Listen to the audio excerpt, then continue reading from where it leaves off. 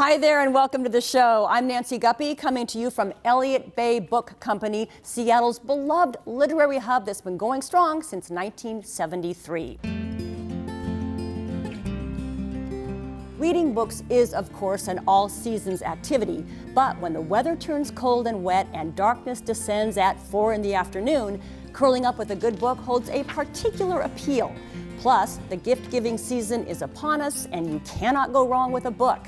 Peruse book titles, get book recommendations from the staff, and check out their robust in-store calendar of events at elliottbaybook.com. We've got a great lineup of local art for you, including... Do you use fancy hair products? Yes, I do. 63 Questions with glass artist Preston Singletary. There's something else I'd like to say about this town. A new take on a classic play. And the rockin' feel-good sounds of Martial Law Band. I've been rolling with some people that don't keep my soul and mind straight. Lately I've been feeling like there's way too much on my plate. Lately I can't help but feeling like I gotta... And we'll begin with a charming, old-fashioned business in Bremerton that's been going strong for 75 years. When you use a typewriter, you become focused on what you're thinking. And you just put your thoughts directly on paper. There's nothing between you but you and that little keyboard. It's really magical. My name is Paul Lundy, and we're here at the Bremerton Office Machine Company. And we reside in a spiffy little 1946 office building.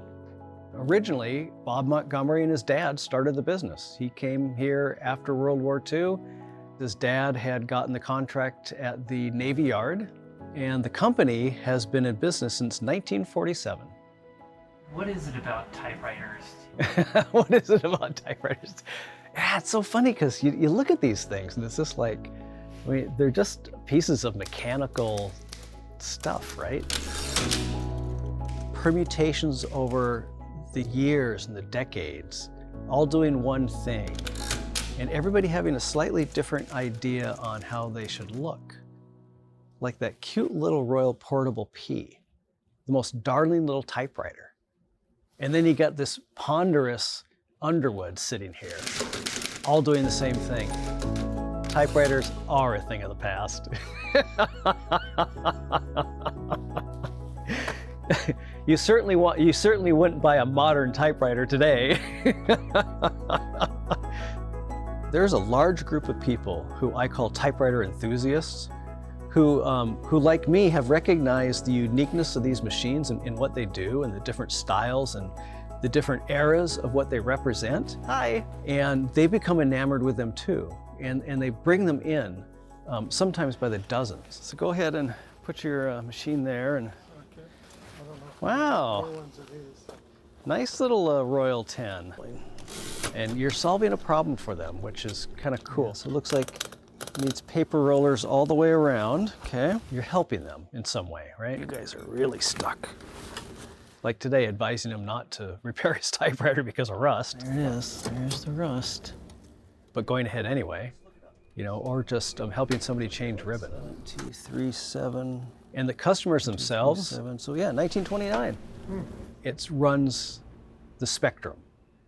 Everything from the elderly who just need a helping hand with a more modern typewriter, to people who come in with family heirlooms that have been on the shelf for decades. Yeah. Well, we'll do our best. Okay. Let me write you up a service ticket then. All right. You crazy person. Yes, I am. Boy. There's a very small group of people who write and publish and have come to realize that the typewriter is key to their creativity. And I am very fortunate to service typewriters of these people, and to listen to them tell me how focused they've become just because they don't do their first draft on a computer or a pad or whatever, but on a typewriter. Yeah, this is a really good example of a Smith Premier No. 2. This is from the year 1900. I have always loved repairing things. I've been in facilities work for decades, made a career out of facilities, worked for a lot of local biotech companies. This is the type basket, and you can see they come up from down below. The original instructions had you brushing your type. Ta-da! Look at this. This is actually wood, and these are all sewn in place. I mean, the craftsmanship of even just a cleaning brush is amazing. Then one day I read in the Seattle Times, last typewriter repairman at 92. And I thought, wow, I gotta go see that guy. So went down here the next day, met Mr. Montgomery. He knew every single manufacturer and typewriter and model and all the different changes that had been made on any particular model throughout the decades. It was like, the knowledge the guy had was just incredible. I got hooked. I just got hooked. So this is a Remington Model 1 noiseless. They were known as the noisy noiseless.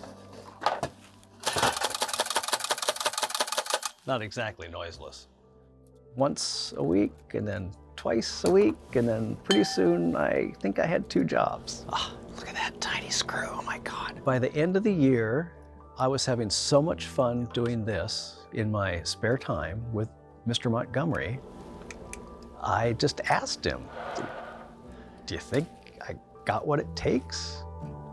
And then he looked at me, you're okay, looking at me over his glasses. Classic Mr. Montgomery. I asked Lisa, my wife, I think I'm gonna do something crazy. Are you okay with this? And she said, this isn't the first crazy thing you've done, so I'm probably gonna be okay. And then I bought the business at the end of the year.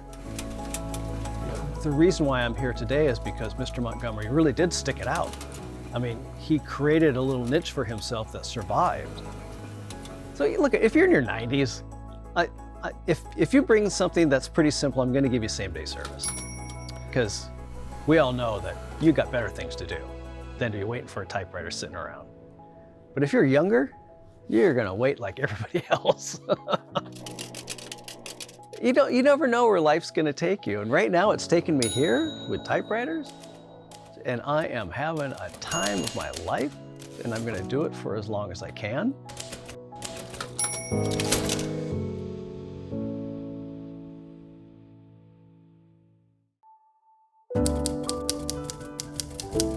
For hours, location, and how to make an appointment, go to typespec.com.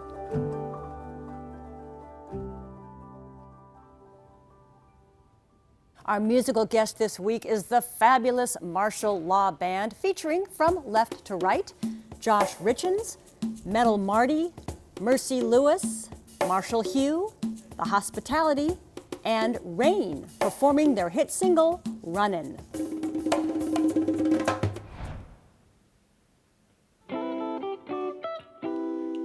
We believe music can change the world.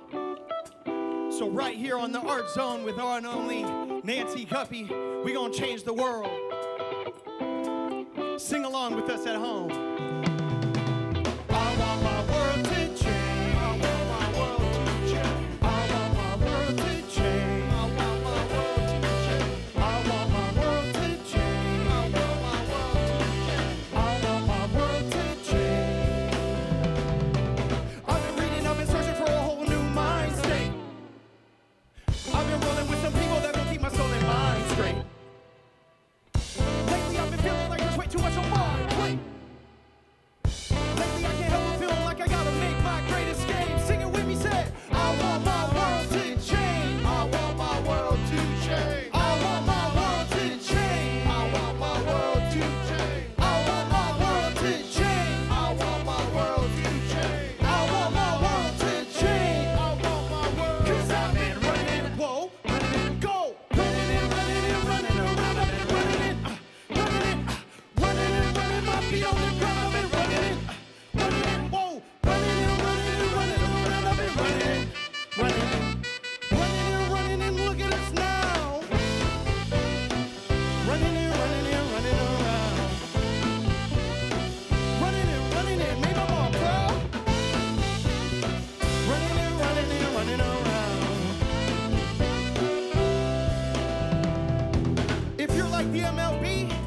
Well, you view the world differently.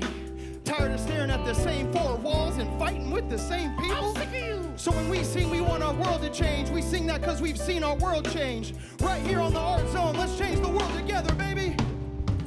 I want my world to change. I want my world to change. I want my world to change. I want my world to change. I want my world to change. I want my world to change. I want my world to change.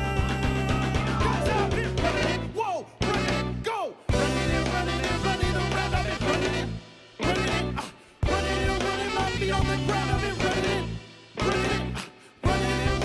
Running around, I've been running it. Running it, look at us now. Running it around. Running it, make them all proud. Running it around.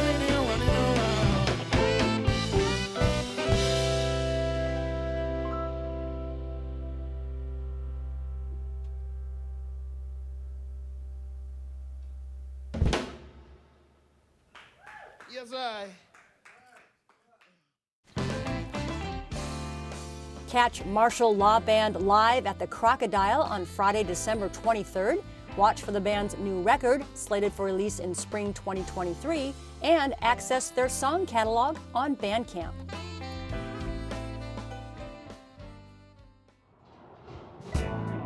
And now, 63 Questions with renowned glass artist Preston Singletary. Hello there. Hi. Welcome to my studio. Thank you. Come on in. Wow, so much eye candy. How long have you been here? I've been here 15 years. And what's your favorite weather for making glass art? I usually work from the fall until the spring of next year when it's a little bit cooler. If you didn't live in Seattle, where would you live? There's other places to live. Were you a rebellious teen? I was. And did you have a favorite teacher?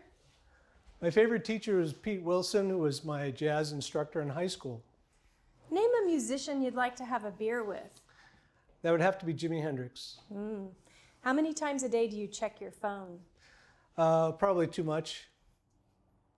Do you prefer silence or white noise when you sleep? Silence. Do you use fancy hair products? Yes, I do. What's something you do to stay healthy? I do Pilates and I lift weights. Would you rather go to an art show or see live music? Live music. And what's the name of your band? Kuik. What does that mean? That means potlatch in the Tlingit language. What do you love about playing in front of an audience? I love working with musicians and improvising and the energy between the band members, and I like the exchange with the audience. Do your kids enjoy your music? They told me that they like one song that I've written. Do you have ants in your kitchen? I got ants in my pants, I need to dance. What was your first concert? It was Blue Oyster Cult. And what was the last album you listened to, start to finish? Joan as Policewoman. Do you have a turntable? I do. Do you sing in the car? No, I don't sing in the car. Are you surprisingly bad at anything? Yeah, I'm sure there's several things, but I don't like to think about it. Do you have any tattoos? I do have a couple of tattoos, but that's a long story. Okay. Do you doodle? I do. These are some sketches for pieces that I want to make in the fall. And what languages do you speak? I speak English and I speak Swedish. And what is your favorite museum in the world? In the world? Well, I was recently at the Natural History Museum in New York City. That was pretty cool. And if you could gain one ability, what would you choose? It'd probably be wood carving. What 2 words best describe your art? Contemporary and culture. And what Tlingit symbol really speaks to you? Well, there's this mask right here that actually has my mother's hair on it, Wow. and that's one of my favorite pieces. Wow. At what age did you hit your stride? It was probably around age 27. And what self-imposed rule have you broken? Many of them. On a scale of 1 to 10, how organized are you? I like to say I'm about a 9.5. And what's your astrological sign? I am a Leo. What smell reminds you of your childhood? Beeswax and burning cherry wood. Ooh. Do you like your name? Actually, I had to grow into my name. Uh-huh. What is a favorite holiday movie? Scrooged. Do you go to Starbucks? Not very often. Do you like roller coasters? I like old roller coasters, but the ones that kind of like go crazy in 100 miles an hour, I'm not into that. Are you a sports fan? I am a baseball fan. And who's your team? It's the Mariners. Do you play Frisbee? I used to play a lot of Frisbee when I was a kid. What is it about glass that captivates you? I think it was the ability to work with my hands. That's something that came natural for me, I guess.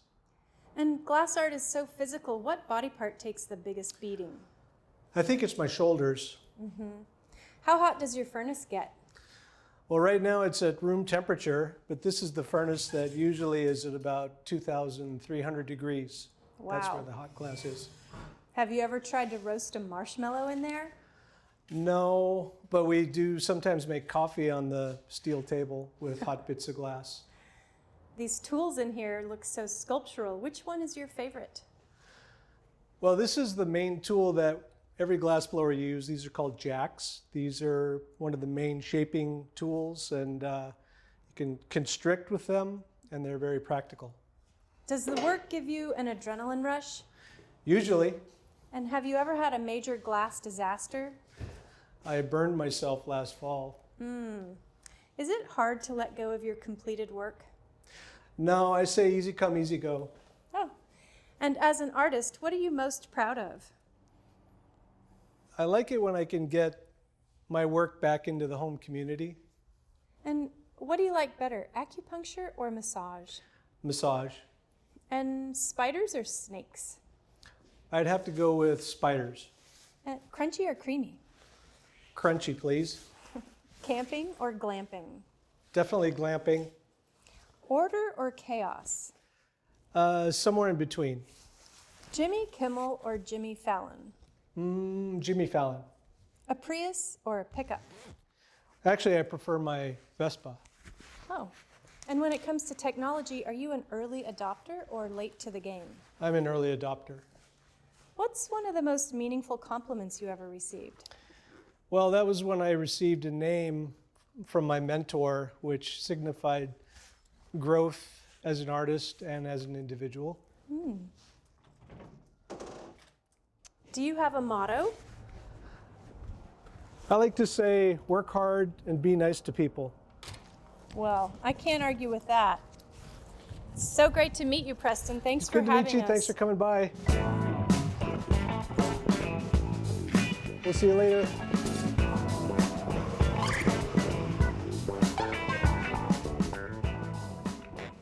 More about Preston is on his website, and see his work in person at Traver Gallery in Seattle, Washington, Shates Galleries in Stockbridge, Massachusetts, Blue Rain Gallery in Santa Fe, New Mexico, and at the Smithsonian's Museum of the American Indian now through January 29th, 2023.